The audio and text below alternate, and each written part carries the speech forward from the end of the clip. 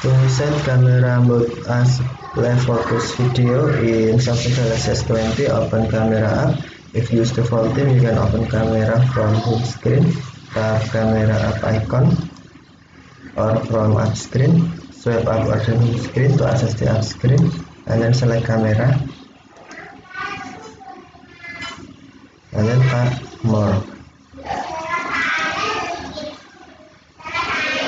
Select live focus video. You can select option you want. Blur, big circle, color point, or glitch.